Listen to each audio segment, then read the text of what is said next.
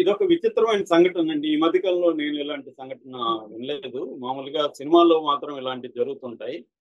ఆహ్, అసలేం జరిగిందనేది చూద్దాం. మనకి రామంతపూర్‌కి సంబంధించి ప్రగతి నగర్ అని ఉంది. ప్రగతి నగర్‌లో మెతుకుపల్లి రవీందర్ రెడ్డి అని ఉన్నాడు. వాళ్ళ అబ్బాయి రిత్విక్ రెడ్డి. అట్లాగే అబ్దుల్లాపూర్ మెట్ల గుండె చెరువు దగ్గర రొక్కం కృష్ణారెడ్డి వీళ్ళ అమ్మాయి ఆకాంక్ష రెడ్డి. వీళ్ళిద్దరికీ అరేంజ్డ్ మ్యారేజ్ జరిగింది. 2024 ఏప్రిల్ 21న అరేంజ్డ్ మ్యారేజ్ జరిగింది. ఓకే. అయితే పెళ్ళైన కొంతకాలానికి వాళ్ళిద్దరి మధ్య మనస్పర్ధలు, గొడవలు అయినాయి. ఈమె వెళ్ళిపోయి వాళ్ళ ఇంట్లో వాళ్ళ నాన్నకి కంప్లైంట్ చేసింది. ఇట్లా నన్ను అతను వేధిస్తున్నాడు అది ఇదని. దాంతో ఇరు వర్గాలు కలిసి మాట్లాడుకుందామని పంచాయతీ ఏర్పాటు చేశారు. సో ఆ పంచాయతీ ఎక్కడంటే ఈ పెళ్లి కొడుకు ఈ భర్త ఇంట్లో చేశారన్నమాట. ప్రగతి నగర్ లో చేశారు. అయితే ఈమె సడన్ గా ఏంటంటే మాట్లాడుకోవడం లేదు, మాటలు లేవు, మాట్లాడుకోవడం లేదని మన అల్లు అర్జున్ డైలాగ్ లాగా 100 మందిని రంగంలోకి దింపి ఈమె అటాక్ చేసింది. భర్త ఇంటిని ఆడవాళ్ళతో సహా అందరినీ ఉతికి పరేశారంట. సో కొట్టేశారు. దాంతో బలవంతంగా వాళ్ళ దగ్గర నుంచి 3,50,00,000 విలువ చేసే 4 చెక్కుల మీద, అంటే ఈమె పేరుతో వాళ్ళు చెక్కులు ఇచ్చినట్టుగా, పోస్ట్ డేట్ చెక్కులు ఇచ్చినట్టుగా సంతకాలు కూడా చేసుకుని ఆ చెక్కులు తీసుకొచ్చుకుంది. రేపు వీళ్ళ మీద కేసు కూడా మేము పెట్టే అవకాశం ఉంది. సో దాంతో ఈయన వాళ్ళ ఈ రిత్విక్ రెడ్డి వాళ్ళ నాన్న మెతుకుపల్లి రవీందర్ రెడ్డి ఉప్పల్ పోలీస్ స్టేషన్ లో కేసు పెట్టారు.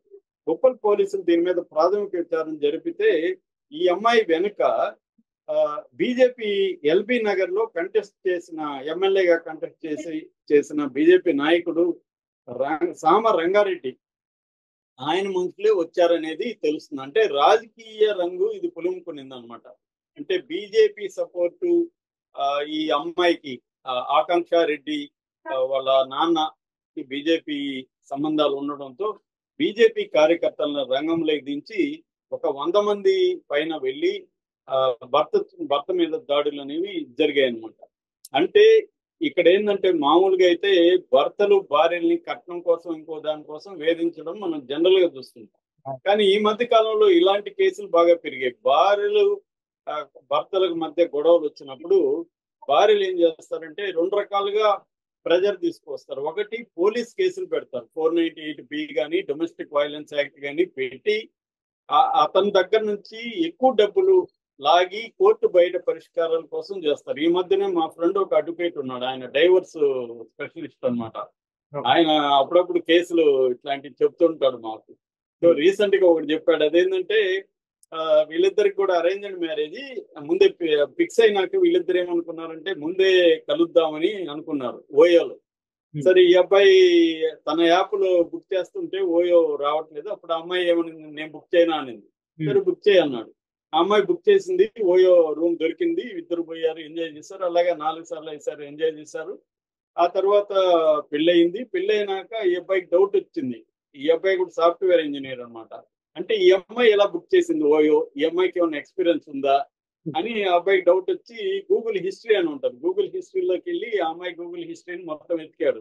అమ్మాయి గూగుల్ హిస్టరీ డిలీట్ చేయలేదన్నమాట. దాంట్లో మొత్తం ఈ అమ్మాయి అనేక సార్లు ఓయో రూమ్ బుక్ చేయడం, తర్వాత పూర్ణ సైట్లు చూడడం, ఇవన్నీ దాంట్లో వచ్చాయి. అరే ఈ అమ్మాయి ఎట్లా ఉందా మనకి తెలియలేకపోయింది అని చెప్పి ఇతను అడిగాడు అనమాట, నిలదీశాడు.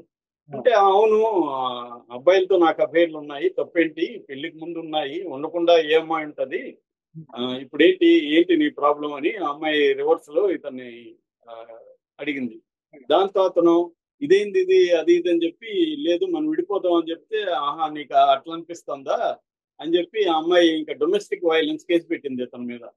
దాంతో ఇంక చచ్చినట్టుగా పోలీస్ కేసులు ఇవన్నీ అయిపోయి మా లాయర్ దగ్గరికి వచ్చాడు. మా లాయర్ ఏం చెప్పాడంటే అరే బాబు ఈ కేసులోంచి నీకు విముక్తి దొరకదు, నువ్వు బయట అమ్మాయితో సెటిల్ చేసుకో అని చెప్పి ఫైనల్ గా 25 లక్షలు అమ్మాయికి ఇచ్చి ఆ అమ్మాయి నుంచి క్లియరెన్స్ తీసుకొని విడాకులు తీసుకున్నారు అనమాట.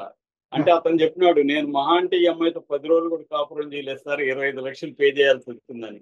ఇది ఎంతో బెటర్ రా, నీ దగ్గర ఎక్కువ ఆస్తులు ఉంటే అది కూడా లాగేసింది ఆ అమ్మాయి, నీ దగ్గర లేదు కాబట్టి ఆ అమ్మాయి అంతవరకు వదిలించుకునేది మంచిదైందని చెప్పాడు. ఇలాగా ఈ మధ్య కాలంలో చాలా వింటున్నాం అనమాట ఇలాంటి కేసులు. అంటే భర్త దగ్గర డబ్బు ఉంటే దాన్ని ఎలా లాగాలని చెప్పి కేసులు పెట్టడం అనేది పెరుగుతుంది. ఓవరాల్ గా ఇప్పటికి కూడా ఈ పర్సంటేజ్ తక్కువ ఉంది.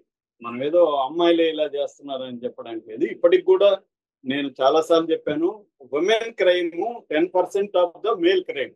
మగవాళ్ళు చేసే క్రైమ్ లో 10% కూడా ఉమెన్ క్రైమ్ లేదు. కాకపోతే ఏంటంటే మగవాళ్ళు చేసే స్త్రీల మీద మగవాళ్ళు చేసే క్రైమ్ మనకు నార్మలైజ్ అయిపోయింది.